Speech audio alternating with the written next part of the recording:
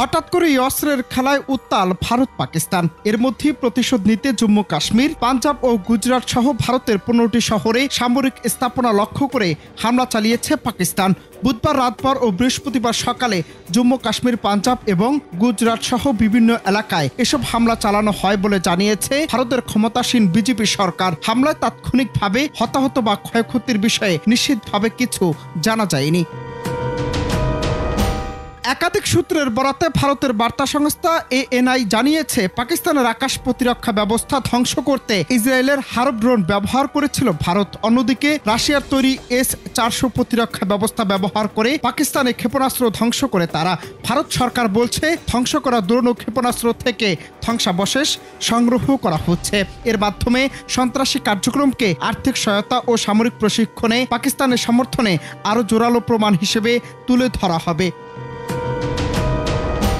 এদিকে পাকিস্তান সেনাবাহিনী এক বিবৃতিতে জানিয়েছে, কারিগরিভাবে এবং অস্ত্রের মাধ্যমে পদ্ধতি এখন পর্যন্ত 25টি ইসরায়েলের তৈরি হারব ড্রোন ভূপাতিত করা হয়েছে। অন্যদিকে পাকিস্তানের সেনাবাহিনীর মুখপাত্র লেফটেন্যান্ট জেনারেল আহমেদ শরীফ চৌধুরী জানিয়েছেন, এ পর্যন্ত তারা ইসরায়েলের তৈরি 25টি হারব ড্রোন গুলি করে ভূপাতিত করেছে।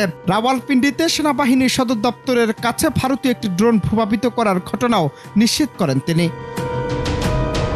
এর আগে মঙ্গলবার রাত 1টার দিকে ভারতের অপারেশন সিঁদুর এর আওতায় পাকিস্তান ও পাকিস্তান অধিকৃত কাশ্মীরের অন্তত 9টি শহরে একযোগে হামলা চালায় ভারত।